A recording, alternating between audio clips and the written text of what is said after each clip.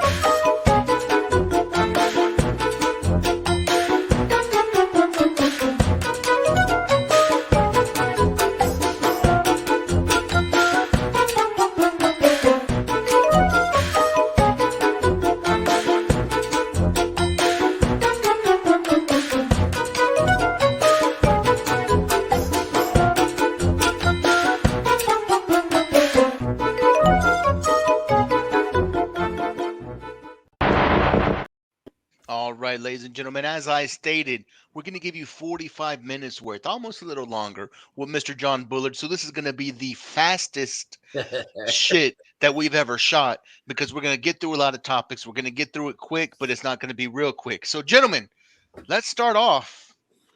Raw. Cody Rhodes, Sami Zayn promo.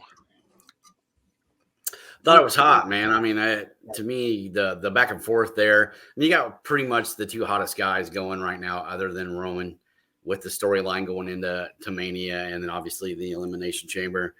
You know, I've been kind of dogging Sammy for a little while because he is a goofy son of a bitch, but man, he's doing some of his best work in his entire career, and that's saying something because the man is gifted, talented, and just loyal to what a professional wrestler is and should be. So I love the promo. I loved them kind of feeding off each other, and I'm really, really excited to see what happens this weekend. All right. Yeah. I was just going to pretty much, Sean just perfectly encapsulated, what I had to say. And you talk about the fastest shit ever. That's you ain't seen me after Taco Bell. So we'll just leave it at that. Somebody that knows something about drizzling shits, Joey K. What do you think on that promo? I didn't even get to give my take. Nobody gives a shit. was You're talking. I'm eating over here, and you're talking about taking a shit after Taco Bell. You fucking animal. Well, I'm gonna let you finish your mac and cheese, so I'll give my take here. But no, God. I pretty much echo everything Sean just said because, I mean, I didn't know how they were gonna because you talk about Sammy being the most over guy in the roster, the hottest guy. He's basically, the 2014 Daniel Bryan at this point and stuff. But I mean, to me, they've done a good job with keeping him hot. Well, kind of keeping Cody in that, baby face role as well too. Like, the crowd, they've done enough with the crowd to keep him on the side and stuff. And I kind of liked, Sammy coming in is like, I've seen Roman. He is in God mode. He is unbeatable. He was unsure of himself. And Cody being, the guy he is, pumping him up and they getting him to believe. I mean, it could all be a setup. It'll be interesting. Elimination Chamber's going to be an interesting show. Joey K looks like he's done with his mac and cheese, so I'm going to let him talk now. Oh, wow. Thank you so much. You're quite So welcome. Appreciate it. It was bullshit. Don't care. All they were doing was addressing the elephant in the room of the two most over guys over baby faces in the company right now. Big deal. Sammy ain't doing shit this weekend. It's gonna be fucking Sammy and Kevin versus the Usos at Mania. That's just the way it's gonna go. Because you know why? Because nobody's seen Kevin Owens since the Royal Rumble, and he's gonna come back on Saturday and save Sammy from the epic beatdown that he's getting. And of course, the Usos will be reunited in this beatdown on Sammy, and everybody's gonna be booing. And then out comes KO, and he makes the big save. And then you have the big emotional hug. They're back together because they've been fighting for years now. Whoopie-doo. I mean, like, it's a good promo, but it was like, come on, man. All it does is address the elephant in the room. They're not doing anything with Sammy. You on a production meeting this week that we don't know about? Or yeah. That's a pretty specific storyline, dude. So my side gig is now the one we can talk about on air. No, I just don't think they're not going to make that Mania change. It doesn't make any sense. So, like, everybody who's hyped about Sammy going to Mania and, Sammy and Cody and blah, blah, blah. Yeah, I just don't get it. I don't see it. It doesn't make any sense. It's absolute fantasy fan service for no reason. So stick with the plan. KO and Sammy versus the Usos, Cody and Roman for the title. Done. All right, man. I like it a lot. What about your take, that one? There's not much more to say. You guys fairly hit it, so we promised the quickest shit that we can, so we can give you full of John Bullard. Well, if there's anything we can do, buddy, is hit it. Oh, without a doubt. Without a doubt. Gentlemen, where are we transitioning to next? We got Raw out the way. Where we want to go? You know what? Let's do the Facebook question of the week. That's a great hit. Let's go. Facebook question of the week time. So this week I had the question. I told you the video is on hiatus right now until I can come up with a better voice. That won't. It's the Facebook question of the week. Time is money. Money is pizza. Pizza's everything. You're a pussy for not playing the video. What was your question, TJ? No, you know what? Fuck you. Every Sunday, we post a question in our official Facebook group, and you guys give us some really good answers. And now it's time to read some of those answers and for the boys to give their answers on the official Shootin Shit Facebook question of the week. God, you have only seen these guys. Well, that video was the boys. Did it get worse? I just haven't heard it in a while, and I'm like, did he redo it to make it sound creepier? Like, no, I didn't redo it to make it sound creepier. That's we the haven't same had damn anything video. pop us Okay. that bad in such a long time. So much for speeding up the show and getting through it. Okay, so in the interest of keeping this show, going. Real quick. Last weekend, GCW had a really good show put on. What was it called? The Jersey Cup, Jovan? The Jersey J Cup. The Jersey J Cup. And one of the matches they had in the first round was a really good intergender match between Billy Starks and Charles Mason. And it kind of got me thinking, intergender wrestling, yay or nay? And we're going to get into some of our shooters' responses. And then we're going to give our takes on it. And we'll go real quick here. My best friend in the world ever, Andre Boyd, said yay. And the reason why is, and this is what he wrote. We often view women as weak. Plus, many female wrestlers can actually benefit and get a bigger push from it. One of Chyna's biggest attributes was her ability to wrestle with male talent. It's a really good take. Only attribute. So we had, like our buddy Ty said no. My buddy Clifford Frazier said not my preference, but he doesn't have a problem with it. Missy Sweeters, who does some awesome ringside photography for a lot of independent promotions in the Chicagoland area, including Chicagoland Championship Wrestling, says, I don't mind it, just as long as the two have a good chemistry to create a good match together. Just like any other match, there needs to be more than just cool moves for me. They have to tell me a story, even if there isn't an actual storyline per se in the promotion. Beautiful. And stuff. So I like that one. So one that I want to talk about, and then we'll get into our takes, is Sean Boley. It truly depends on the woman wrestler. Someone like Jordan Grace, who's built like a tank and stronger than most men, is someone perfect to go against men. But someone like Red Velvet, definitely a huge no. You know, we see mixed matches in GCW all the time, and they work perfectly. Masa Slamovich takes on some tough challengers there and is very successful. And then Bob Satin, you know, agrees with that. And then he goes into talking about the whole thing with Brian Cage, Sami Callihan, and Tessa Blanchard, you know, when Tessa won the Impact World title. For me, I say if it makes sense and they're not doing it just for the sake of doing it, I say go for it. I mean, there are a lot of people out there that say, you know, women shouldn't be competing with men, but those same people are the ones that cheer Wonder Woman when she's fighting Superman, you know, in Justice League, or, you know, like, you know, in the movies and stuff like that. And it's just, to me, if it can work, if it's done in the movies, why not professional wrestling and stuff? And I mean, I mentioned the Billy Starks versus Charles Mason match. You know, we talk about Tessa Blanchard and Sami Callihan. You know, Sexy Star in Lucha Underground, you know, going up against guys like, you know, Pentagon, you know, Mil Muertes and stuff like that. So and even Scarlett Bordeaux doing some intergender wrestling with, you know, and when she was in Impact Wrestling. So to me, it makes sense. You know what? Do it. Don't do it just for the sake of doing it. But if it makes sense, do it. Who wants to go next? Well, I mean, for me, like people bring up China and stuff, and I mean, I'm in no disrespect to her. I'm the last one to throw shade on her for, I mean, the accomplishments that she made, but she wasn't, in my opinion, like a great worker, you know. So when you talk about matches that she had against like Jarrett and Jericho and, you know, a couple of other ones, like I was never really super impressed with what she did in ring. I mean, she was more of a feats of strength type of performer and very limited moveset.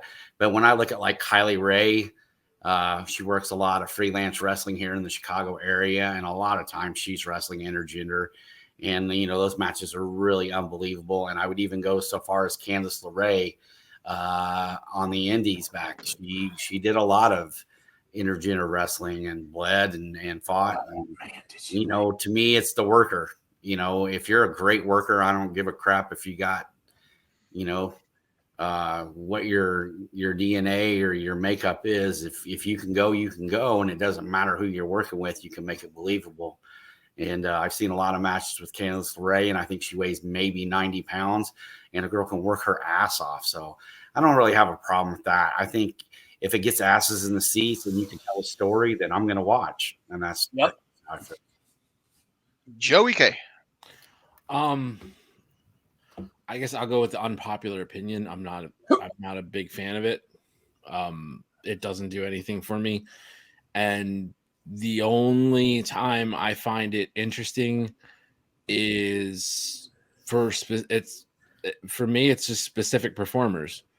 I would, and very, very limited, to me, there's only certain, like a handful of women wrestlers that would like give me a believable story.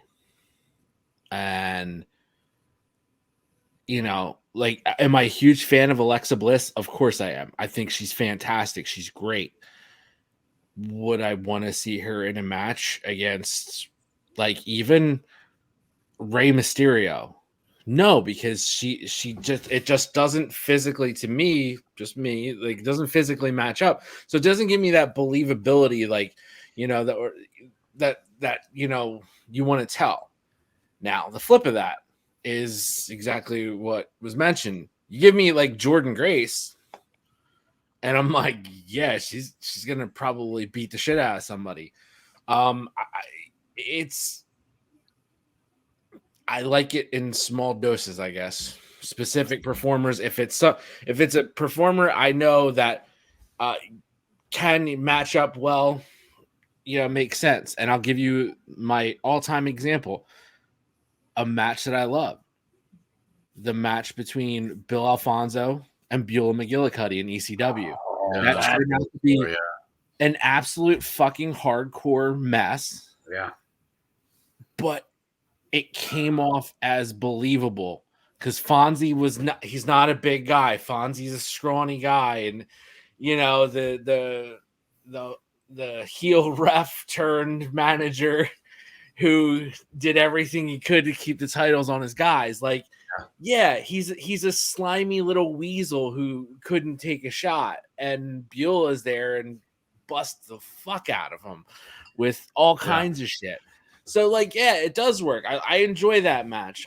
There's certain matches I do enjoy, but overall, the aesthetic of it, it just, I don't know. It doesn't really get to me. Well, gentlemen, I am a fan of all walks of wrestling. And being a fan of all walks of wrestling, that means I'm a big fan of the lucha style. And the lucha style has always had the intergender wrestling. You look at AAA recently, they have the intergender tag team division, which AEW fans would know Ty Conti and Sammy Guevara were champions until they vacated their belts. But I think the point that we're making is, does it have a place in wrestling? Yes, everything has a place in wrestling. Wrestling is a niche type of fandom, and within that fandom, there's all different kind of varieties of wrestling. So intergender, yeah, it definitely belongs. In my opinion, Jordan Grace, when she was going after the X Division Championship, was a missed opportunity. She should have won that belt. But then she's the powerhouse who dominated over the knockouts for so long. She is a monster. I like to see her do a little bit more intergender matches. I think she had one with Brian Cage. Yeah, Brian Cage for the title. I've seen, people who you probably wouldn't think can go in intergender matches actually go out there and kill it. And a lot of them are these smaller names. There's this lady out of GCW, tall lady. Guys, she was the one that fought the Asian lady. They I both don't were remember bleeding her to name, hell. but I know who you're talking about. Yeah, That Sawyer Rex. Rex. Yes. Yeah. Sawyer Rex. She can go with anybody because that lady was a damn monster. She made me believe that so much. But it's about the believability. Give me a good story in ring, and I'm down for it. So, good question, DDJ. Who gets the question next week? I believe it's you, Jovan. Yeah. Me? What? That's you. Well, fantastic. I can't wait to come up with a good question next week for everybody. Be on the lookout for it on Sunday. I'll try to make it early Sunday morning so you have a good couple of days to think about it. But we got that done quickly. What do we want to move to next? What else do we want to talk about? You know what? We talked a little bit about it before. Let's just talk Elimination Chamber. Let's keep this one nice, short, and sweet. We have a few matches here listed. I don't want to get into a whole who do you think was going to do what because we'll go on for an hour. But let's keep it sweet with Elimination Chamber, DDJ. What are you looking at?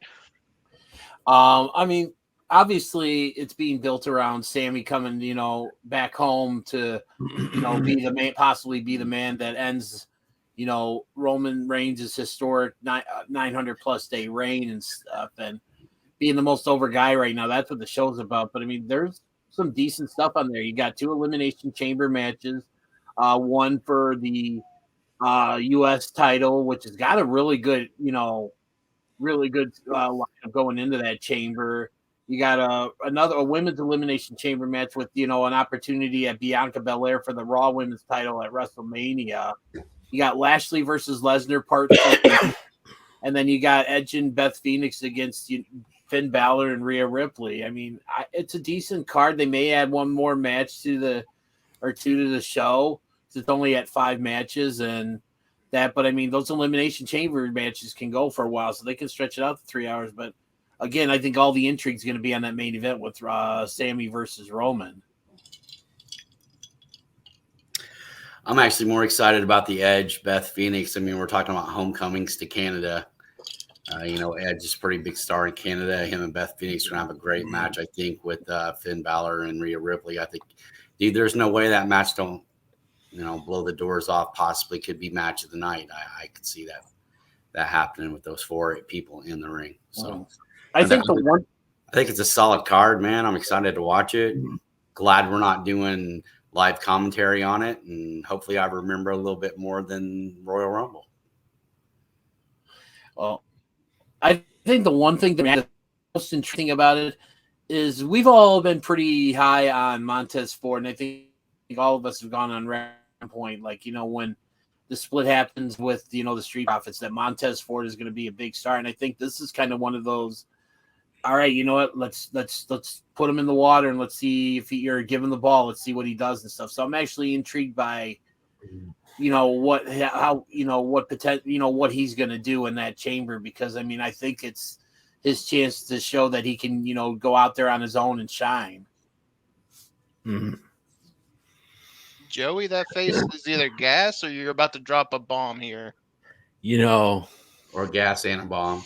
I'll just Oh, yeah. I'll bring it up once again, the elephant in the room here. As much as I would love for Montez Ford to succeed and be a huge breakout star, do I feel like he's in the Kofi Kingston spot? It's the WWE. This is what you do. You have a extremely talented, high-flying, exciting talent that, oh, look, he's different because he's not just your white meat baby face. He's a black entertainer. And he's going to go out there and get the Kofi Kingston spot. And I dread that for him because it took years for Kofi to get out of that spot. Yep. When he was performing at he had a great run with the Intercontinental title. But he got pigeonholed in that spot. Like, you know, oh, it's Rumble. Well, even this year, again, it's the Rumble. What's Kofi going to do this year? And I don't want to see that for Montez Ford because he's so fucking good. Like, he's so talented. So that bothers me. I don't know. It's just the WWE, you know, any Hispanic, Black, any other ethnicity, like you get pigeonholed. You have to really break out in that company. You know, it's true.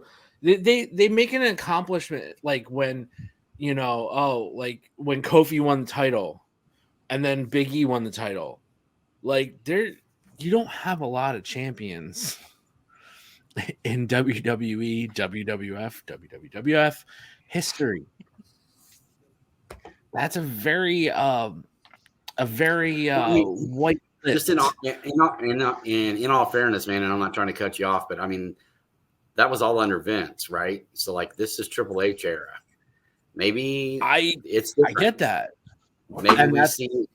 Maybe Montez Ford is the first African American athlete who gets a real chance to shine, and I think because he is an NXT product and he is a Triple H product, that if there's ever been an African American athlete that's going to have an opportunity to go out there and really show if he can lead the company and put the company on his back, much like his wife has. Yeah. That it's Triple H. And I think you got to remember, man, he learned under the tree of Dusty Rhodes down there in NXT. I mean, Vince was the boss, but Dusty was the teacher. And I'm just like, I understand exactly what you're saying, and I agree with you. That is my biggest fear. But also, I'm looking at the progress of the company now and the things and the decisions that are being made, and maybe Triple H is the one that kind of breaks that loose and gives him a chance. Because I mean, Ford's put in the work, man. He's built his body. He's done everything he's been asked to do. His wife is on top. They think of that power couple. And I'm sorry for all of you guys, but Johnny Gargano is going to win the match anyway. It's the only reason he came back to the WWE. It's how they got him off of AEW. So let's not, we're going to give Montez Ford his roses because, yeah, he's going to be a star. It's just not this weekend. I never said he was going to win or anything. I'm just saying I'm intrigued by what he's going to do or what he's potentially going to do. Right, but that was exactly why I brought up my point, because that's the thinking that leads him to being in that fucking What's he Kofi gonna do Kingston off spot. the cage, or what's he gonna do off the cell? Yeah, Is he gonna I jump get off it. the pod? Like, because we all know he can. Like, he's got this amazing talent and ability, and he can do that. I was gonna say, like, Sean, like, that's what my point was. Like, I hope that's not the spot he gets in. Yeah. And I hope it's different with this regime and this booking system that they have right now, because he's that fucking good. He's a singles champ all day. And like, I just don't want to see him the get look, the ability, the promo, the attitude, the charisma. He literally is a 5-tool star. Well, when you're talking about somebody that has all the tools of the trade that you need to make a great champion, and you're talking booking decisions, it's a little bit of something that you'll see us talk about with John Bullard coming up in the next few minutes, guys, in the interview we have with CCW owner John Bullard. Once again, if you're listening, it is going to be a shorter episode of Shootin' Shit, so you can get to the full 45 minutes of that interview, which leads me to this. Final thoughts, ladies. We wanted to keep it around 30 minutes. This is your time to shine. Who wants to start? Before we start, quick, real quick. I just said quick. I'm gonna start bringing the Jeff Jarrett stuff back. You keep making fun of me, so dude, you started it with the Jeff Jarrett shit. You started it. I told you not to do it. Don't derail him, damn it. We still gotta try to keep this on time. I was just gonna say, speaking of Jeff Jarrett, as we probably all know, his father passed away the other day. I believe it was to was it esophageal cancer or something like that is what they're saying it was and stuff. And regardless of how we all feel about Jeff Jarrett, there's no denying how much of an impact, and actually pun intended, that Jerry Jarrett had on this industry. I mean, from Memphis wrestling part, being such a big factor in that and stuff. And then him and Jeff starting TNA. It's definitely someone who should be revered in this industry, but just unfortunately, especially with this current generation, not a lot of people know much about him and stuff. But just, we definitely have to mention that. And then also Mark Briscoe is All Elite. Fantastic. Final thoughts. Who wants to start us off? All right. I'm going to start. This is going to kind of be and this is something that Jovan, I talked to him about, just a little bit before we started recording and stuff. So he knows what my final thoughts going to be about and stuff that. But we're going to bring back a little something that Jovan, I think, created in our early iterations of the show called Do Better. And for me, my Do Better is for Amazon. So I recently made a. What's the matter, buddy? Did you not get your fucking t-shirts on time this week? I didn't get my box set of 4K Police Academy this week on time. They I paid for Prime, damn it. Joey K is actually not that far off with what he just said. So I go online. As many of you guys know, I just recently discovered the amazingness that is Game of Thrones. I know the show came out in 2011, yada, yada, yada, but I just happened to discover it now. It is an awesome show. So I decided to go out, go buy the show, the 4K set, off of Amazon. So I get it. I go to pick it up, or, I get the package, I get home, I open it up.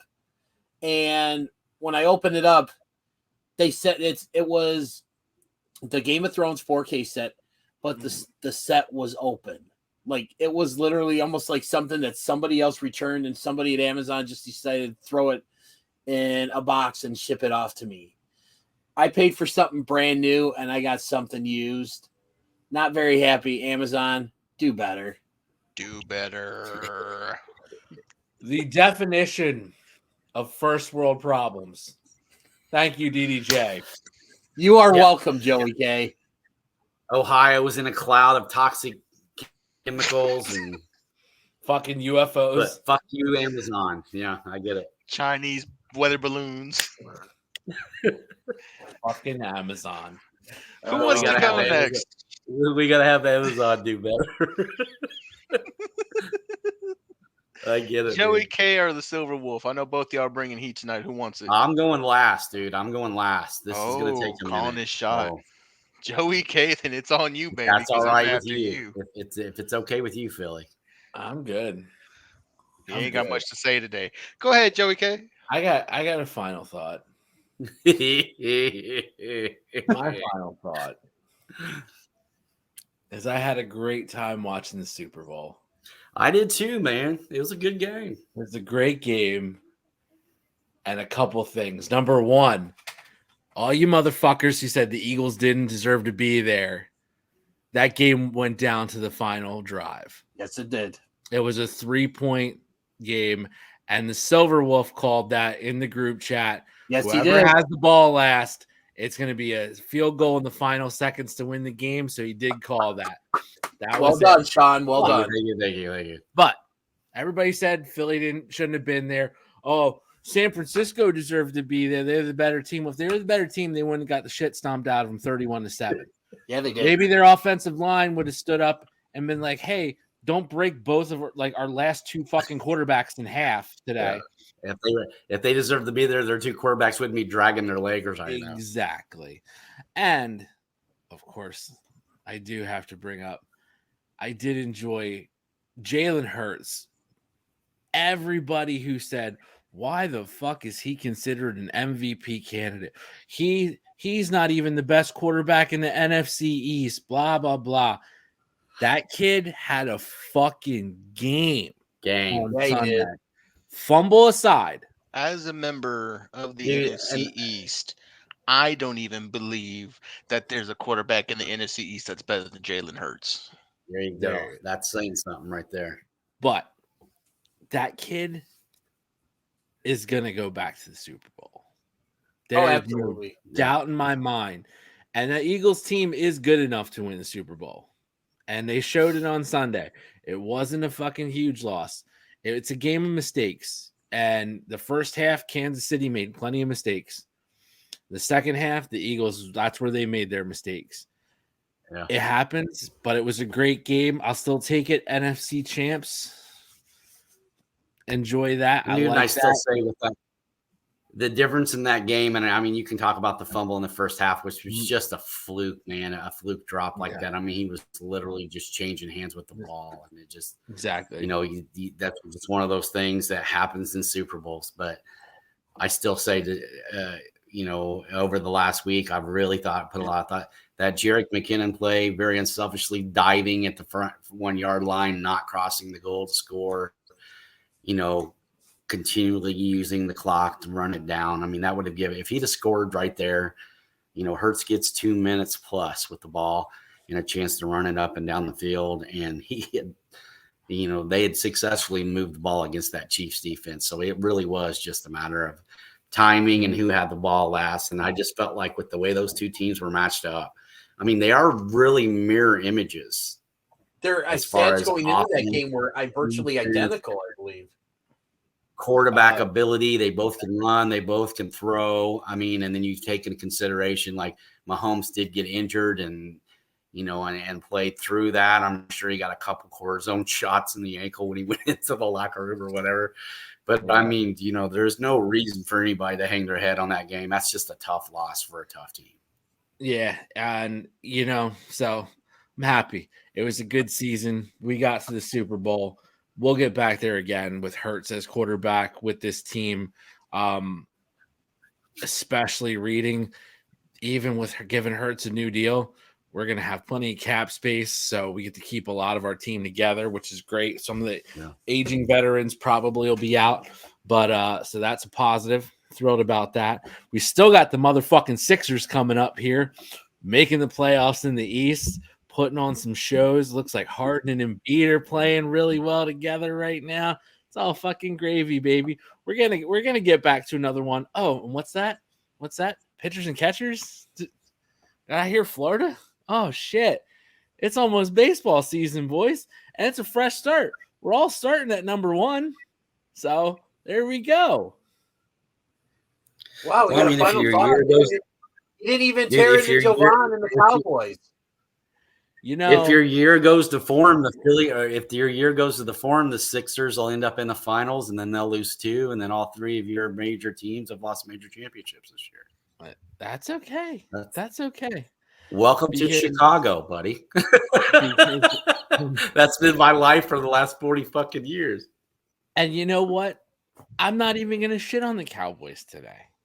I'm not even going to do it. Don't have to. Because like I said that'd be to the you first time earlier in 2 tonight, months. as you'll hear in the interview coming up, I should say, is nothing brings rivals together like hating your deep down absolute hatred for one team. So as much as I was all in on Philly and fuck Kansas City and fuck the Chiefs, it was a beautiful, beautiful moment to hear them together in unison boo Dak Prescott.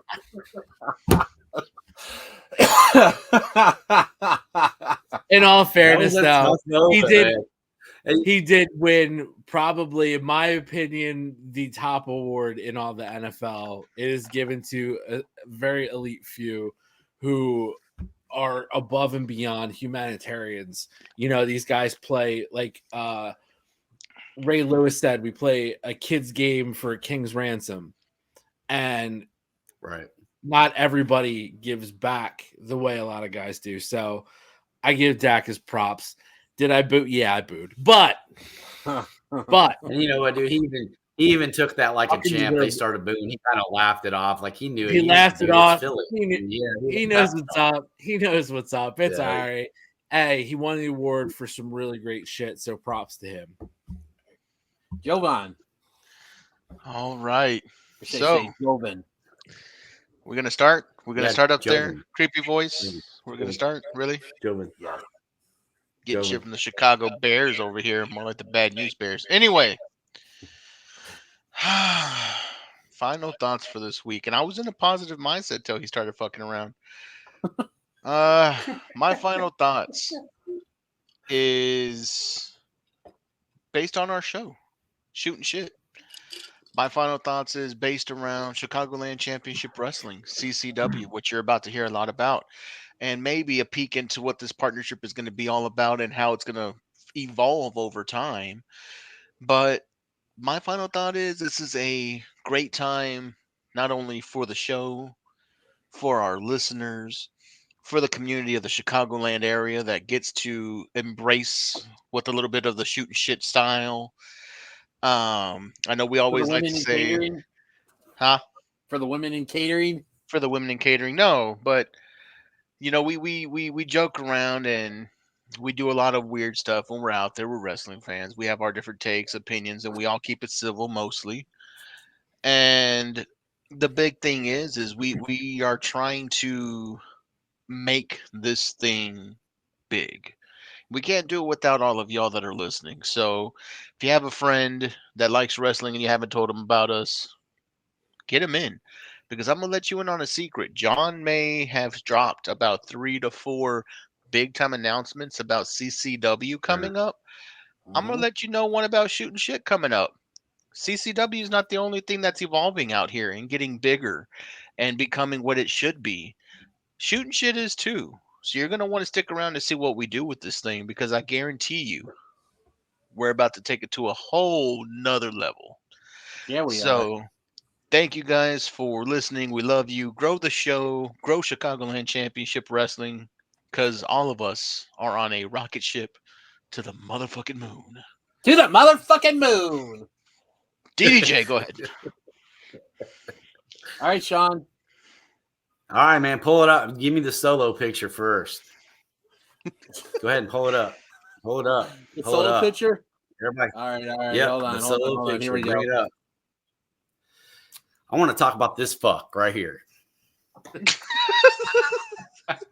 For those of you listening to the audio, it's a picture of NWA champion Tyrus. Yeah, I can't even say it. That's how much I can't stand this son of a bitch. So here's the thing that I took from the Super Bowl.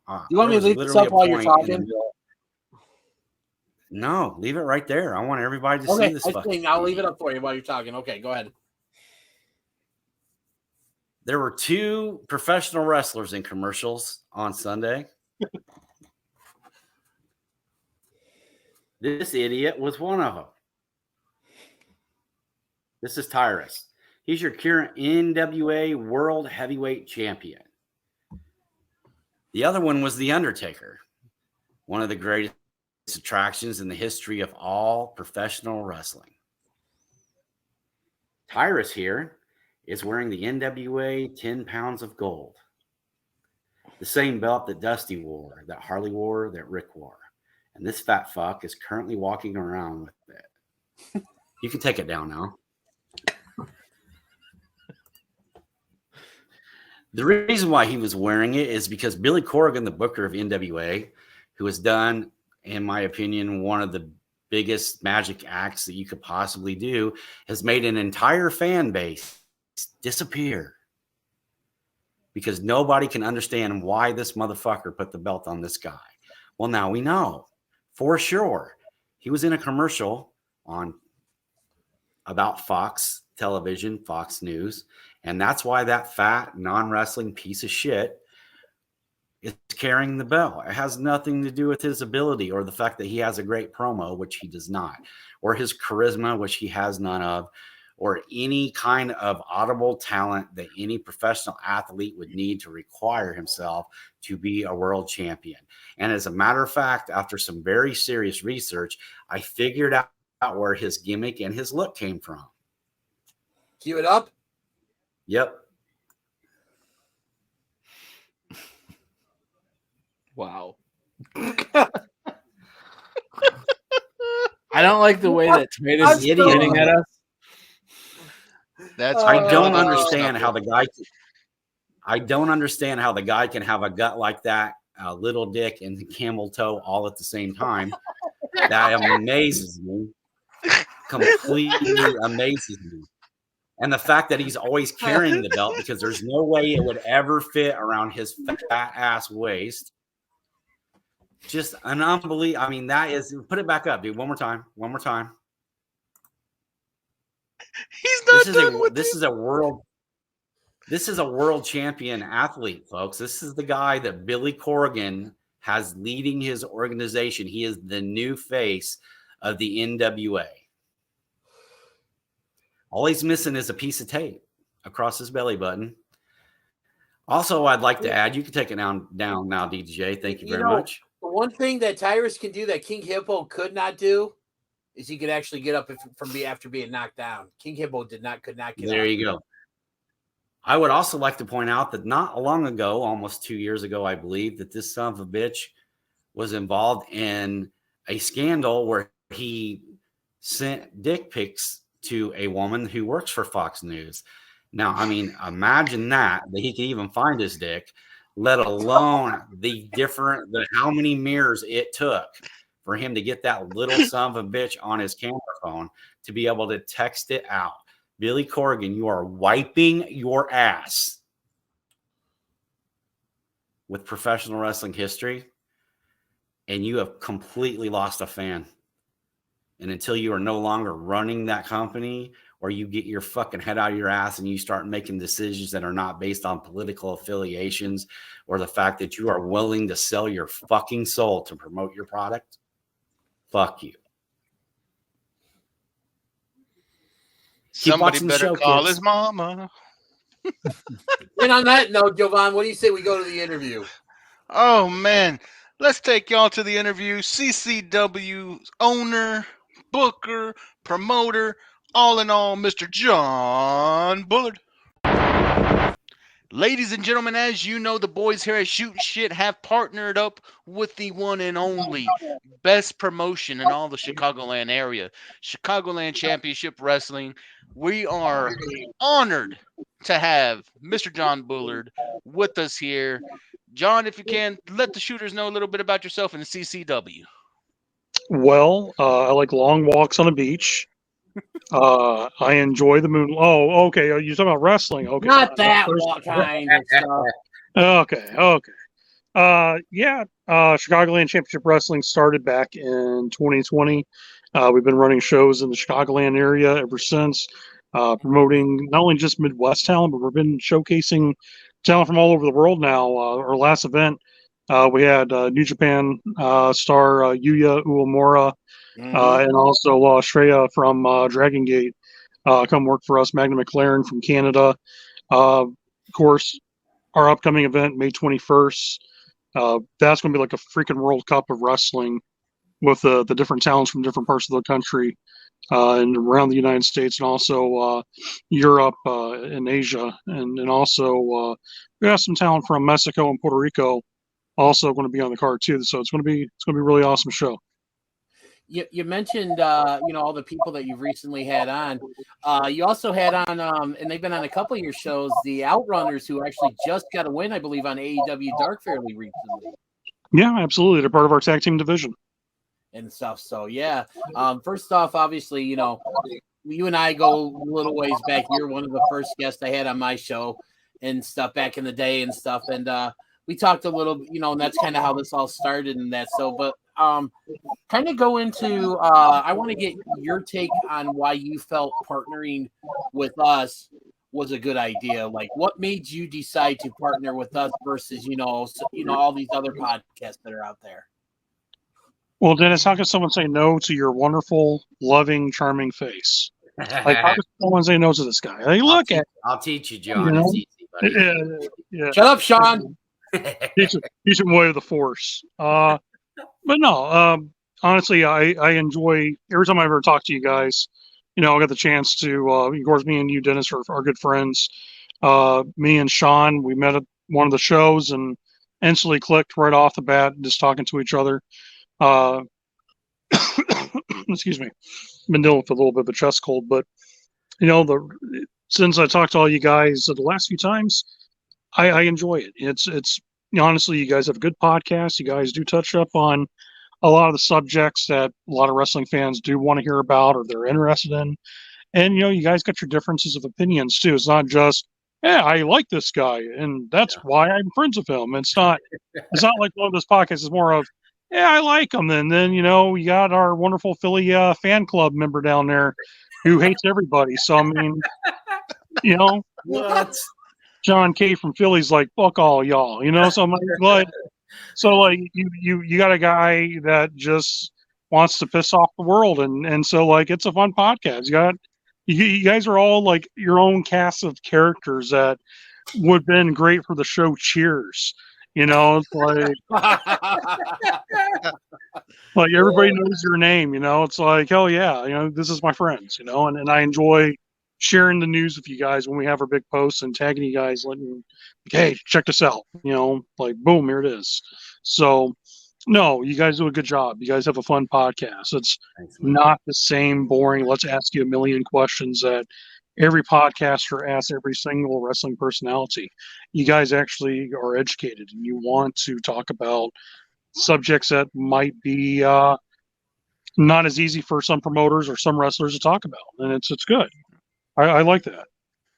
John, I was noticing you guys are actually making a big push, changing your logos up and getting, are you in the middle of a rebrand and is it deliberate or is it just because, obviously in your new partnerships too with Canada and All-Star Lucha and some of the Mexican and New Japan performers that you're bringing in. You guys are doing like really amazing things in a very short time, being that you've literally only been booking for 3 years. And when you consider COVID was in the middle of that, you guys are still able to, draw and sell out. Berwyn is a legendary arena in this area. A lot of people outside of Illinois don't really know Berwyn, Illinois, or know the history of it. But the fact that you're doing a show there, how big is that for you? And how excited are you guys to blow the roof off that place? Me and DDJ is definitely going to be there. So we're really looking forward to being in that arena and seeing what you guys are going to do. Like I was telling you guys before the podcast started, we were doing shows at the Legion, and I love the American Legion of Michigan City, great people. But the very first event we had there, I enjoyed that arena. Yeah, I did too. But like Dennis was there for the very first show, and he would tell you it was packed wall to wall. Like there was like no space in that building because how many people were in there. And it was to the point where it was like, okay, this is great, but we were literally turning away fans from the door. We're like, sorry, tickets are sold out. There's no seat, no spots available. And it was to the point where I was thinking to myself, like, wow, very first show, we already are turning people away. Right. I have to find a bigger venue to host my next couple events. If not, I want to be losing my ass, And the game of wrestling is actually to make money. I don't care how many people say, like, I do it for the passion of it. Yes, I do it for the passion of it. Yeah. But if you're also a promoter, you have to kind of make money too. If not, you'd be sleeping on a couch a lot because the wife ain't going to be too happy about it. Right. So, going to the Bourbon Eagles Club, people in the Chicago area will tell you, world famous, like so many superstars and legends and performers who've wrestled in that building over like 30, 40 years it's been around. It's, to me, kind of like the ECW arena of the Chicago area. It's like a lot of history, a lot of well-known bouts and matches have been there. I mean, for the love of God, Seth Rollins was a local wrestler going into those buildings back in the old AAW days. Him, Eddie Kingston, Silas Young. You had people like Daniel Bryan would wrestle there. CM Punk's even wrestled in that building. Sasha Banks. He wrestled Chris Hero there, didn't he? Chris Hero, yeah. I mean, who's who of wrestling? Claudio Castagnoli. All those people have wrestled in Berwyn. I mean, when you go into that bar area for women's wrestling, because the Shimmer, there's a wall of who's who of the women who've actually gone on to become huge stars in wrestling. And there's like the Wall of Fame. And so it's like, wow, so much history in that building. Yeah. And it's a wrestling building. It's the owners have a wrestling ring upstairs for training. And then for the ballroom, we have a ring for that too. So it was a natural selection to call that our home. And Chuck and Steve, who runs it, when I first saw him, like, hey, I'm interested. It wasn't, oh, okay, another promoter. It was, holy shit. Like, yes, we've been waiting for you to come here. We've been wanting this for a long time. We want you to call this place your home. And when you have a venue owner saying, we want this to be your home, what a pretty cool feeling to get when a venue owner wants you to feel like this is your home. Yeah. All right. And just looking into it, like you're saying this building has so much prestige. It's got a lot of history in it. What that does to your roster, being able to say, guys, this is our home. This is going to be our base. This is where we're going to put on shows. You can't tell me the talent's not going to go out there and perform to the next level just because they know who's been in that building. Yeah. And what makes it even better is the Berwyn crowd in wrestling is very different from the rest of Chicago's wrestling scene. I don't know what it is about Berwyn, but that's a town that sees a lot of wrestling and they're not burned out by it. It's like part of their culture. I mean, correct me if I'm wrong, Sean and Dennis, you guys are from the Chicago area, but it's like there's something about that Berwyn area where like wrestling's ingrained in their culture. Like grandfathers have brought their sons, and their sons are now taking their grandsons, and so on and so forth. Like people are just have history with going to shows there, and the crowds are so loud and rowdy. And we have a group of fans going to be coming to our shows. Porros Rudos, La Chinga Banda. They're hopefully I said it right in Spanish. Whoever might actually correct me on that, but these guys bring in like war drums and horns, and like when I say rowdy, it's like 20 guys with drums, like throughout the entire match. They got the drum rolling and beating and stuff, but it's fucking great because it's like, holy shit, this is an intense ass crowd to be in front of because you don't see that at a regular wrestling show. Right. So.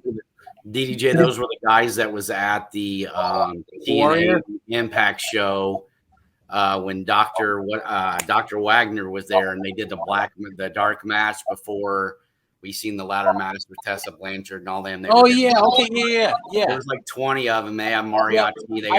I remember that. Yeah. I remember that. Now that you bring that up. So, I was wanting to ask because one of the reasons why we wanted to get you on is to kind of give a little bit more of an insight of what it's like to be a promoter and stuff. And I'm going to kind of go into that direction. I'm going to ask, what were the like? Okay, so you identified the Berwyn Eagles Club as a place where, hey, this is where I want to do shows, and you talked about how they wanted you. The guys that own the place, they run the the venue wanted you. So can you kind of take us a little bit, peek behind the curtain and kind of give an idea of what went on with negotiations and how it went from an idea or a concept versus reality to becoming reality. A lot of late nights, no sleep, heavy drinking, and kind of like blaming God for everything. No, I'm joking about that. But kind of like the Philly fans right now, baby.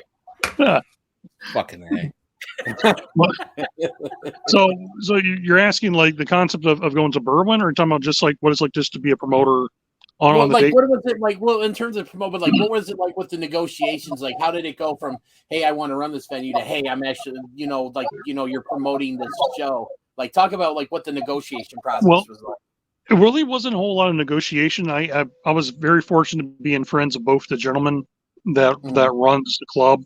So we were friends first before they never hit me up about running Chicagoland there.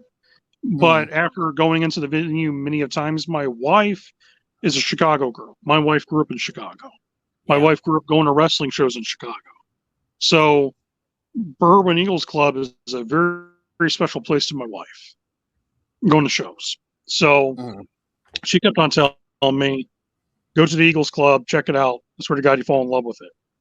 And you go in there and you see the ballroom and you see the chandeliers and all that stuff around it. It's classy.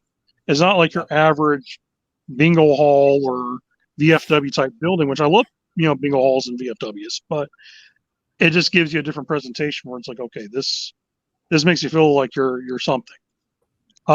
Pretty much just go up there and I talk to the guys and say, hey, I'm interested in running the place. These are dates I have in mind. If it's open, let me know. And pretty much that's what you do. I mean, you negotiate, just let them know how much is rent, how much is this and that going to cost, and are these dates available? And 9 out of 10 times, you'd be surprised if you're polite and you're down to earth for people and you're genuine. Venue owners and 90% of the time will go out of their way to work with you on what you need. So if you're well mannered, polite, and nice, people will actually do stuff for you and be willing to work with you. What a concept! Yeah, you'd be surprised if more people actually kind of carry that philosophy. A lot of things in business can be done, but not knocking anyone. But there's the problem with a lot of promoters, and I'll say this with maybe in the Chicago area, I know back home some of them have this too. They would look down upon people who weren't in the business, and this is something that I've been trying to preach to people for a long time. Don't do that. For one, I put on my pants the same way as anyone else does, one leg at a time.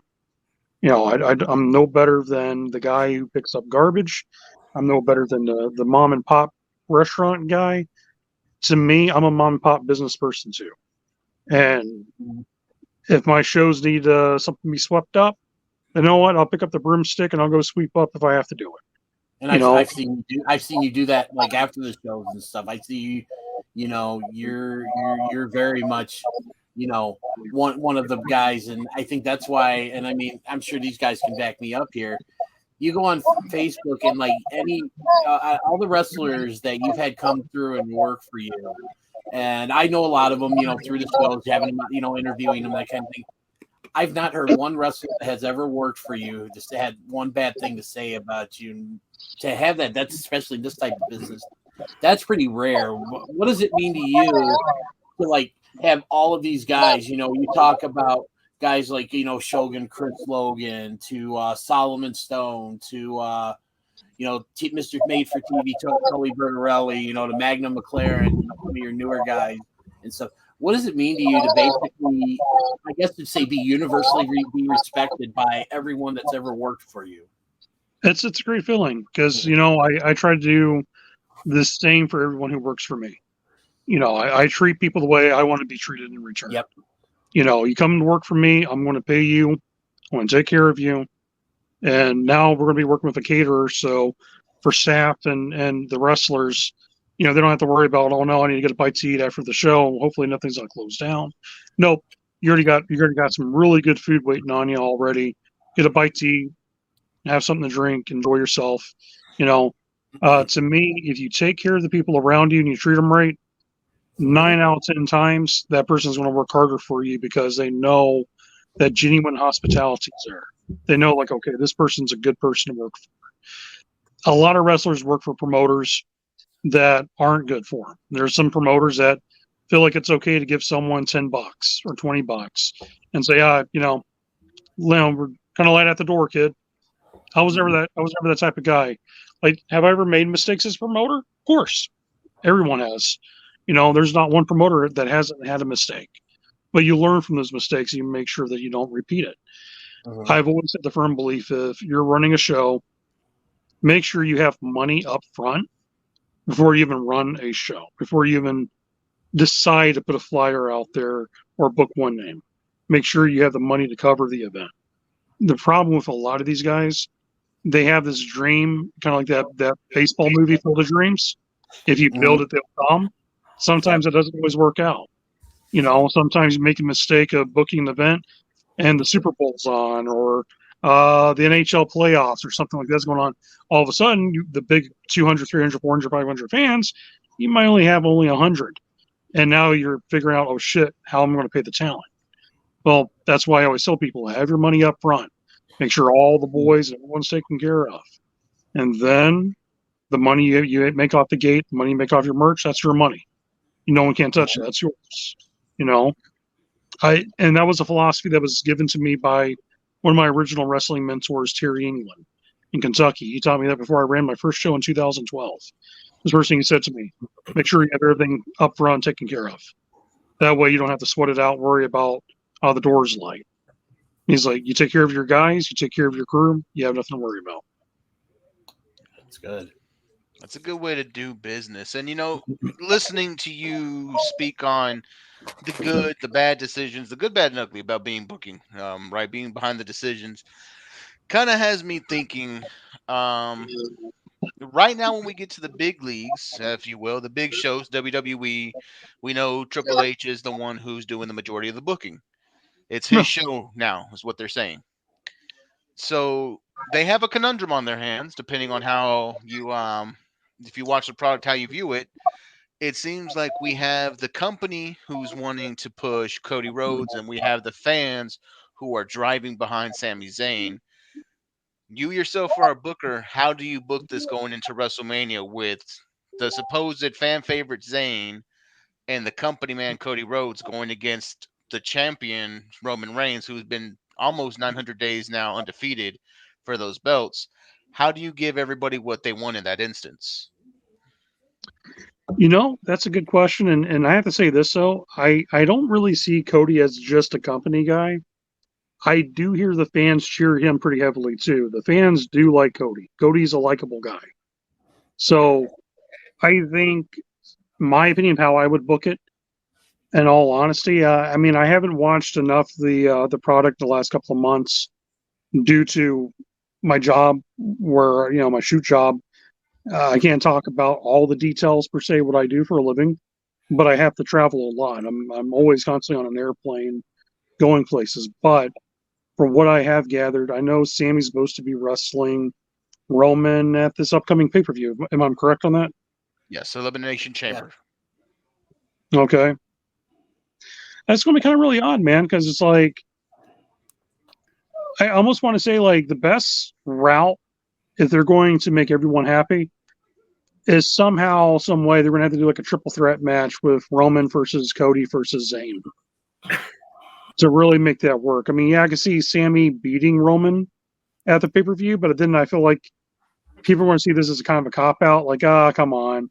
To me, WrestleMania, if Sammy's the guy that's supposed to beat him, then awesome. Like, Sammy kind of deserves his WrestleMania moment.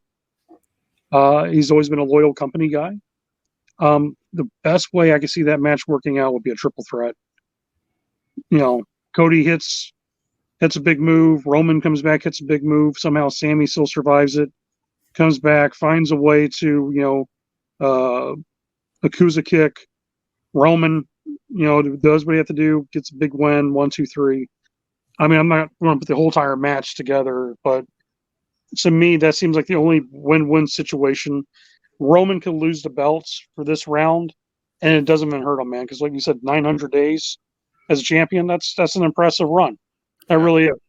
That's the modern really era. It's crazy. Yeah, for modern era wrestling, that's really good. And he's kept the fans intrigued for those 900 some odd days. So, tip my hat to the guy. I mean, shit. It's hard to keep fans interacted for 20 minutes, let alone almost 2.5 years. Yeah, I mean, like I said, the wrestling community is pretty goddamn fickle. We know that. I mean, it just They're oddly ADD. enough, Everybody's ADD. there's rumors that, going to what you just said, there's actually rumors going around that they very well might be a triple threat at Mania, where they somehow lasso Sammy into that main event. So I wouldn't be surprised with that either. Now, would I like to see Sammy win the belt at Montreal? I think that's the greatest homecoming present a wrestler can get from his own hometown, But do I see it happening? To me, for Sammy to win the belt at this pay-per-view coming up, it would do him a great disservice. To me, he deserves to have his WrestleMania moment. Yeah. Well, and it'll be a short reign. I mean, I don't know if it'll be shorter than his NXT reign, but I mean, it's gonna be short. We know that. I can see them giving Sammy about a 2-month run. Yeah, something like that. He might make one defense of that, but that's gonna be about it. So I want to ask, getting away from all the Mark questions over here, guys. Can you fantasy book WrestleMania for me? Hey, oh, hi, Mark. Get out of here. Hey, more bitchy ass. Don't bring that Philly disappointment into the show, man. You keep that shit to yourself. Oh, I'm so sorry. Yeah, like that Bears disappointment hasn't eaten you alive for the past 25, 30 years. Either way, real question now is, what are the plans for CCW for 2023? It's February. We're still early in the year. So how about we give a little info of what we have on tap this year from CCW and maybe some of our partnership with CCW. Well, upcoming May 21st, New Era begins at the Bourbon Eagles Club. And we have a lot of really big matches planned. I guess, you know what, since we're doing this, I guess I can give away, say about 3 big announcements for the show. Right. Ooh, here we go. Let's go. So one of the first match for the UHC title that the Ewok has held for almost 3 years. Wow. Ewok has literally, and Dennis has seen this guy wrestle, so has Sean. Yep. Very much like Urban Arn Anderson. Best way I could put it. Just That's really hard good. hitting. I like that a lot. Nice. Hard hitting, doesn't back down from anybody. It's going to be a fight. And Stiff. yeah, he's not. He will lay it in. But I think the guy that he's going to be wrestling on this show in May might give it back to him worse than he could throw back at him. That's saying something. And his opponent is a guy who's traveled to multiple tours in Japan, Big Japan Pro Wrestling superstar, a guy who has wrestled for Combat Zone Wrestling, has participated in Strong Style and Deathmatch. The one and only Josh Crane will be taking on the Ewok. And if you guys have never seen Josh Crane, you owe it to yourself. Josh brings it. When I mean brings it, I mean it is going to be a fight. This is not going to be one of those technical catch-ass, catch-can wrestling matches. It's going to be 2 guys just beating the dog shit out of each other. And the fans are going to get the biggest pop out of that because it's literally the best way I could put that. If Iron Mike Tyson took on, like, let's say, fucking Joe Frazier back in his prime, is just 2 dudes that are just going to go in there and just slug it out. Nice. I like it. All right. Now, that's one announcement. Yeah, we got 2 more. You promised a 3. I did. The second announcement we got coming up is a Lucha Libre Showcase match. I'm very happy to announce on this show. The legendary maestro of submission wrestling, Skyday, who has been the trainer of many of Superstars Wrestling, from Pentagon, Ray Phoenix, Sasha Banks has spent time with him learning wrestling. This guy's literally been like the who's who trainer of the greats. Comes to Chicagoland Championship Wrestling teaming up with Chicago Lucha legend Tomico Sr. and his son, Golden Dragon, as they will be taking on the Space Diabolos team of Manny Cortez, Law Estrella from Dragon Gate Japan, and Atomico Jr., who will be on the other side taking on his brothers and father. Nice. Wow. Like it. And Dude, when I'm Sharon talking and about Sharon like really think this is going to be good, gotta this come up match is going to be balls to the wall. All right, so we've had two pretty killer announcements. This third one's got to be just. So let's hear it. Now the third one coming in for the Chicagoland Grand Championship, the Shogun Chris Logan, our fighting champion, who's been a champion for literally 3 years now, defending that title in multiple states, is taking on Ring of Honor Wrestling standout J-Rock. All The right. King of Cleveland. Nice. Yeah. Oh, I like this. Now, J-Rock was a huge mentor to Shane Taylor. As you guys pay attention to Ring of Honor, Shane was taught by J-Rock. And also a gentleman by the name of Ethan Carter III was also one of his proteges. Wow. So you see how good those guys are. Yeah. This is the guy who trained. Well, Joey K is the resident Ring of Honor expert. So, dude, I am sold on that match. I know what J-Rock brings already. Let's go. This is huge. I'm very, very excited for these matches. I hope everybody else is. And, I think we've said this before. A lot of the talent that you're going to see in Chicagoland Championship Wrestling, this is the talent that you're going to see on Dark, and then NXT, and then making it into AEW and WWE. That's where a lot of this talent goes. So let's, everybody go out there. All of our Shootin Shit fans, everybody go out there. Start, get on the interwebs. Start researching a little bit. Now, I do have one last question for you, John. I want to hit you with this one. We got some awesome announcements from you tonight for the near future. But I think the real question I have is, where do we see CCW in the next 5 years? Where do we see the growth going for Chicagoland Championship Wrestling? Look at the broadcast journalist over here asking a hard-hitting question. You know what, though? That's a great question, though. And great question, bro. The way I look at it is, we first started out at the Legion Club in Michigan City, and we outgrown that building. Mm-hmm. We went to Homewood Auditorium in Homewood, Illinois. We did a huge, co-junction show with our good friends at Wrestle League, and also Dragon Gate participated with us, and we packed that place out to the point when I asked the ring announcer, "Do we have any more chairs?" And the guy said, "Bro, we used every chair in this building." And this building also has built-in bleachers and stuff, so that tells you, like, when it was packed, there was no more space. So instantly we had to go to the Eagles Club. And after the Eagles Club, we ended up packing the Eagles Club out to the point where it's turn away crowds. Then the next thing we have to look at is like, okay, now we have to find a venue bigger than that. Yeah. And there are some, but my goal for the next 2 years is to develop that community with the Bourbon crowd, maybe build it up so much to the point where we have to go to Cicero Stadium to do a big show at, because Cicero Stadium is another great venue in Chicago. Yeah, it is. Yeah, that's where MLW always comes when they're down. Yeah. It's a great venue they'll have a show. It would be one of my goals to then run a big event and pack out the Cicero Stadium. Another thing that we've been continuously doing is developing our partnerships all around the world.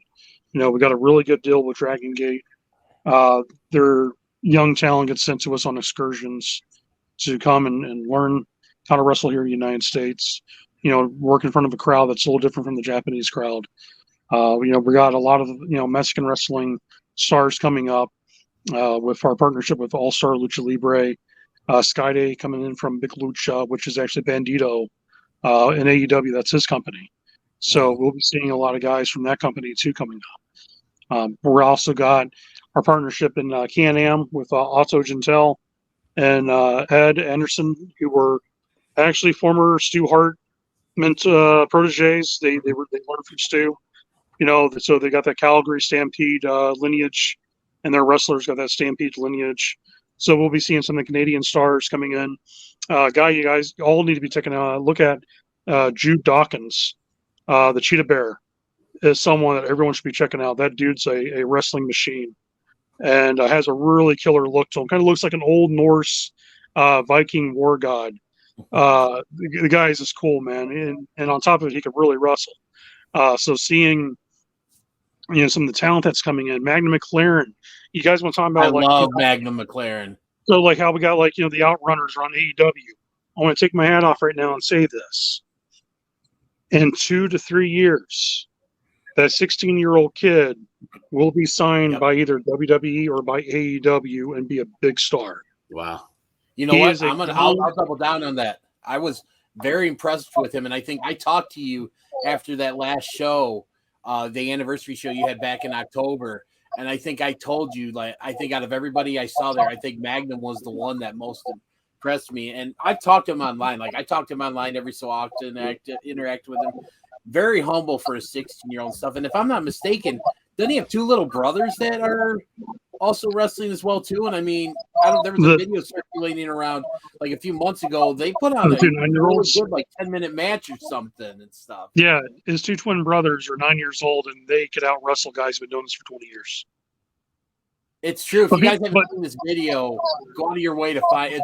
It was and I remember talking to John about this. I'm like, I was blown away when I saw this. Well, to explain Magnum McLaren and why I look at him as he kind of reminds me of a young Hunter Hearst Helmsley. He reminds me of a young Triple H. The way he carries himself. Mm-hmm. He already carries himself like a 20-year vet. And what I like about the kid is 3rd-generation wrestler. His grandfather was the original Great Malenko who wrestled for Stu Hart. Wow. This to tell you how great his grandfather was. The Great Malenko was Bret Hart's favorite wrestler growing up. Yeah. So that speaks volumes about how great this young man's family legacy is.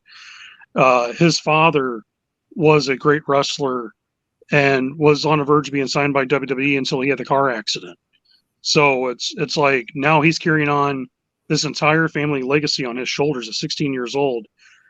And I have to say, there's a lot of kids that stress is heavy on you.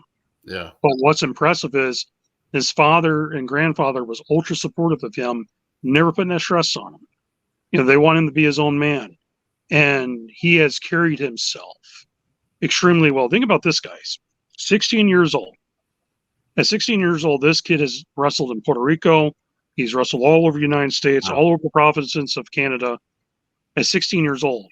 I said this on commentary at the Chicagoland Gate show, or Dragon Gate, when he wrestled on the opener. I said to Michael Allen and Steve Aaron, what the fuck were you guys doing at 16 years old? And look at this kid at 16 years old. Look what he's doing.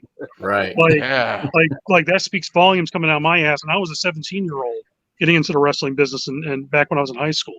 Right. So I look at that and I guess maybe because I connect with him because we were both teenage kids in wrestling. Yeah. But I look at him already at 16 with jealousy. I'm like, I wish I was as good as you when I was a teenager, as good as this kid is. This kid's phenomenal, man. And I'm excited for it. I'm excited for what he brings.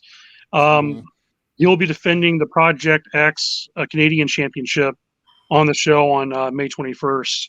Another one I'm going to drop to you guys. International title being defended on the card. So, wow. So I one thing here before I go into my last question. And it's the key word you said. That whole thing with Magnum was 16 years old. 16. Yeah, I was blown away when I found out he was that young. And the reason being is because it's like you said, the way he carried himself, the way he comported himself, the way he was when he got to the ring, the interaction with the crowd. I thought he was maybe his early 20s, 21, 22. But when I found out he was 16, I was blown away. I'm thinking this guy is at this stage of the game already at such a young age. And probably you mentioned his family history, but also the fact too that Jacques Rougeau is one of his trainers and stuff. Yeah, one of his mentors.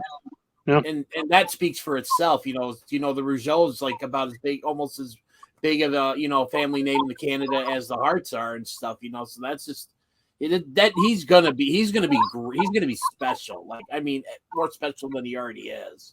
So I'll tell you this little story. It's kind of funny because, like, okay, so we did the Chicagoland Beach show, and after the show, everyone was gearing up to head out, and Chris Logan was talking to us, and Chris walked up to me and said, "Man, that kid, 20 years old, man, he's impressive, man. Like, where'd you find him at?" And I was like, well, he's Canadian. I was like, and I'll say this about Canadian wrestlers: Canadians are built different. I don't know what it is about Canadian wrestlers, but holy shit. They are a different breed of wrestler. And I looked at him and said, "By the way, Chris, he's only 16 years old." And Chris was like, I had to do Chris's impersonation. 16? The deepest voice gets at 16, damn! Yeah. And he like walks over to the kid and he's like, "You 16? And he's like, "Yes, sir."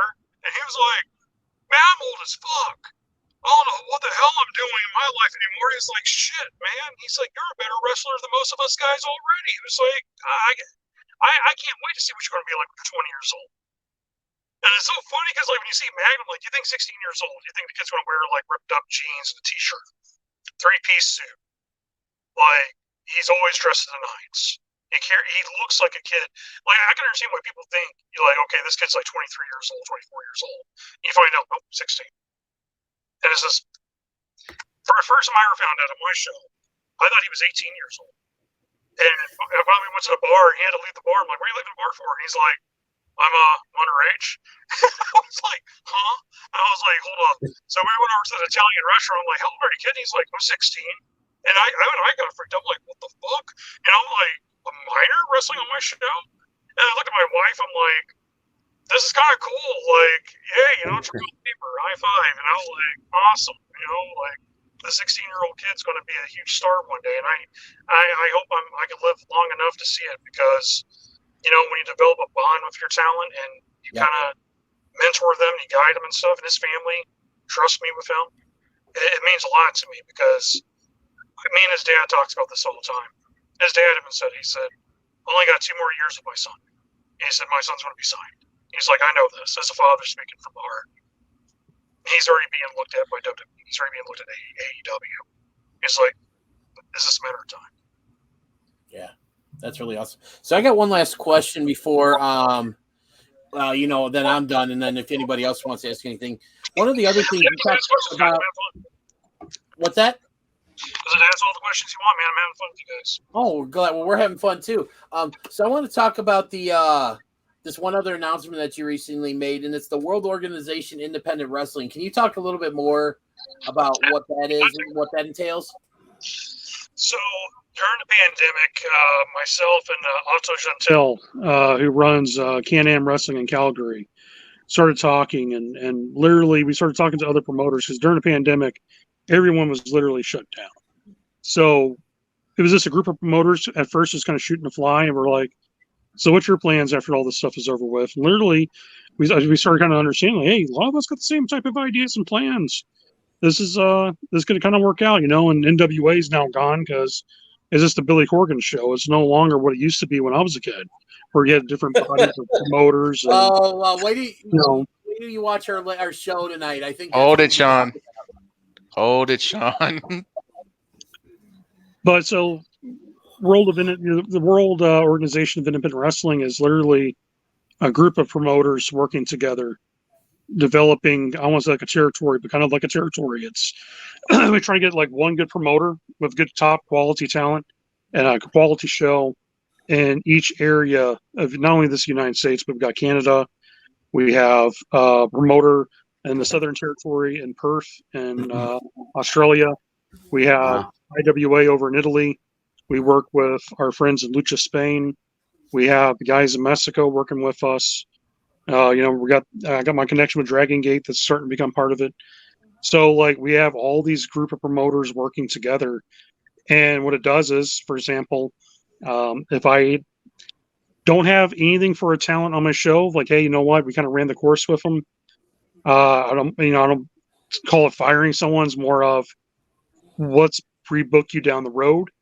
Then it helps them out because then all of a sudden, okay, hey, I got no room for this guy. What do you have over there? Oh, I got a couple of things. I need this and that. Okay, hey, great. They filled the spot, so I send them over there. Right. Hey, go work for them. Okay, now I got an opening. Now what I need? Days, yeah. Exactly. It's like now I need a high flyer. Hey, what do you have over there? Well, I got this one kid's really good at doing high flying stuff. Cool.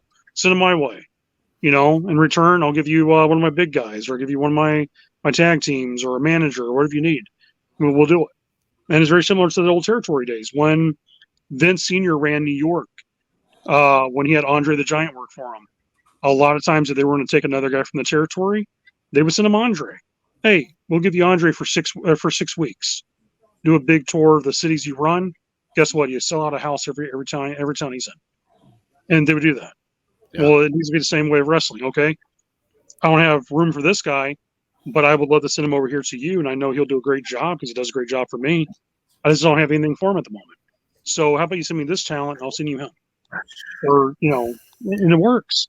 And definitely when promoters are not so up against each other, now they definitely don't have anything to fight over. Well, shit, this works. Okay, yeah, let's do this. How much of your talent needs to be paid? Well, this is their fee. Okay, that's fair. How about we do this? How about I'll take care of this and you take care of this for me? And that way you cross promote. Well, that's what the World Organization of Independent Wrestling is. It's a group of promoters that are looking at this. Coming up, Minato has talked about this. So has Ed Anderson from Calgary. They're going to send a carload of their Stampede style wrestlers, young up and coming Canadian wrestlers, to come to Chicagoland. In return, I'm going to be sending up a group of Chicagoland wrestlers to do a tour in Western Canada. And that way, not only get the chance to say, hey, I wrestled in Canada, but they also have the chance to say, hey, we got the time to spend with the guys who wrestled for Stu Hart, and now we learn how to do the Stampede style. Because that Canadian style is so different. It's very snug, very fast paced, hard hitting, technical. It's you guys seen the Canadian wrestlers, Benoit, for example, Lance Storm, Jericho, when they were on their A game with that Canadian style. It really stands out. And so that's what our fans can expect. They're going to see people come in and be different, and then fans from other areas be seeing our talent they've never seen before do what they do best. So I'm getting excited, guys. I'm not going to lie to you. And all of this, we're building up the show in May.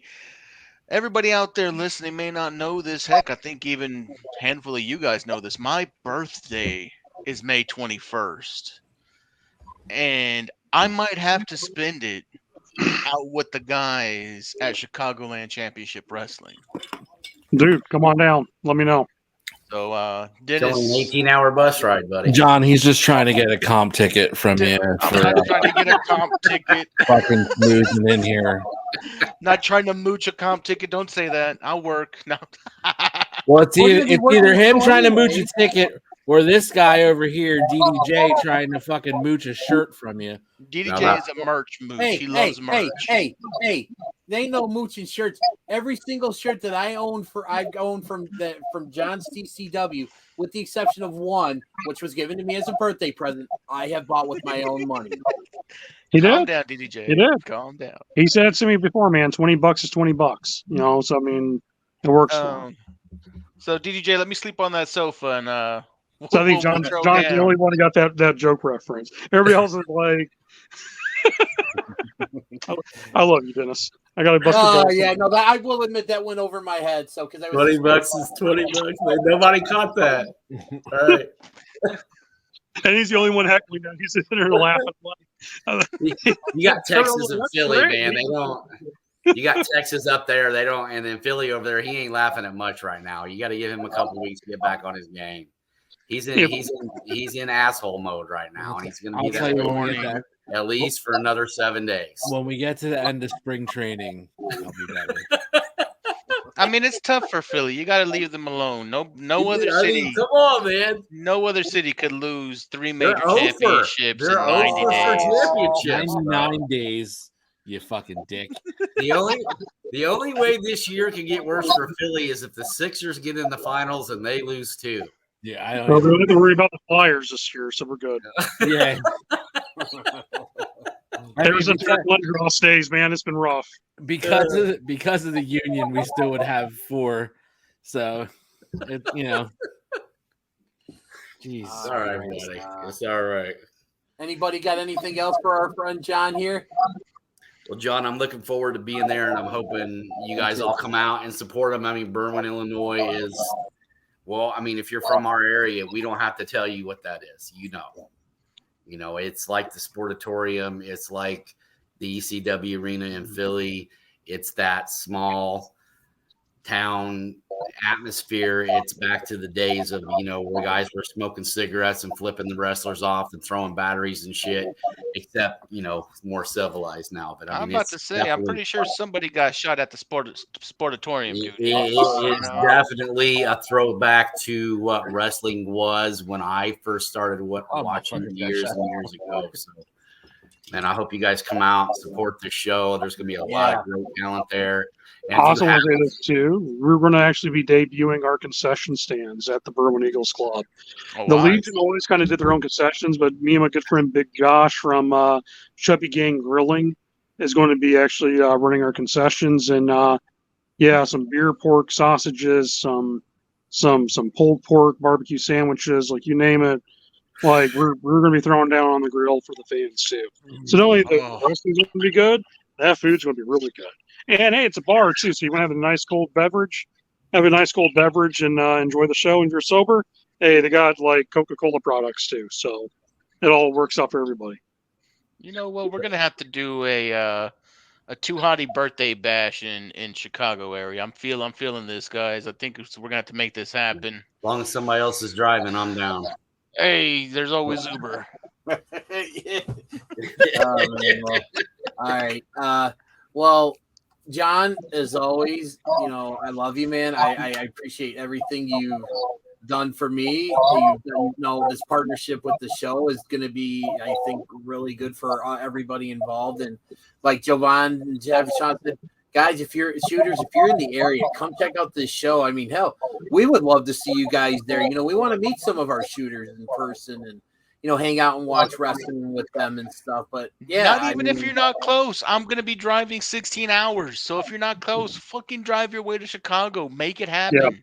Yeah. Nobody has no excuses now when he has just announced that. So like literally, there's like no excuse for anyone. Oh, I can't really make it out.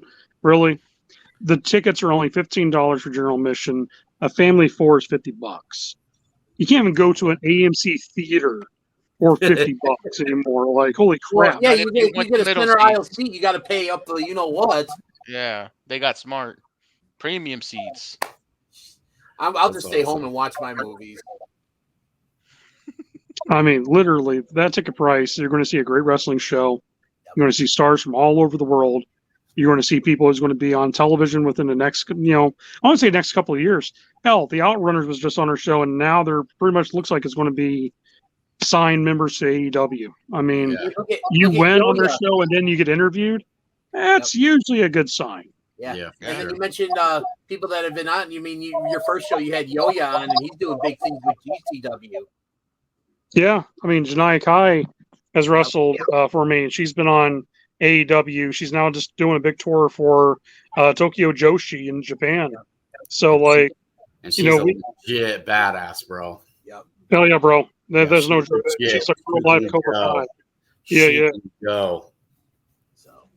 All right. Well, John, thank you so much for joining us. We'll probably have you back on the show as we get a little bit closer to the big event in May to kind of help promote. Obviously we're gonna have some of the wrestlers on there and stuff. So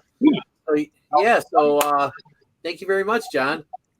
Hey, thank you guys. I love you guys, and all right, you bro, all have an awesome show, and keep on kicking ass and being what you are, guys. Thanks, buddy. Appreciate it. Man. Thanks, brother. All right. Thanks once again to Mr. John Bullard, owner, promoter, booker extraordinaire for Chicagoland Championship Wrestling, the official partners of the Shootin Shit podcast, which is always brought to you, sometimes but proudly, by the Johners Podcasting Network. Now, you guys know the drill. That's the Premier Joey K. That's the Silver Wolf Sean. That is the one and only DDJ. I'm Giovanni The Tuhani. 5-star shopping machine. The 5-star shopping machine. Amazon Do Better. I'm Giovanni Tuhati. To all of the ladies out there in payroll, to the jobbers and ham and eggers and Amazon out there in catering, to the shooters worldwide, have a good night. Bye. Scissor me.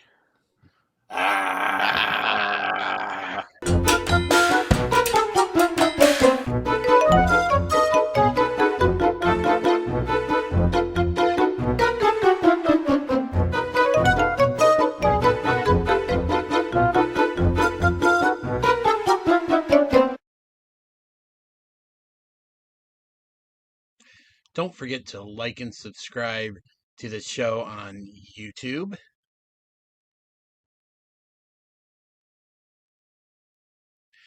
And find us on Facebook at www.facebook.com/groups/SHOOTINSHT. And thank you so much for watching.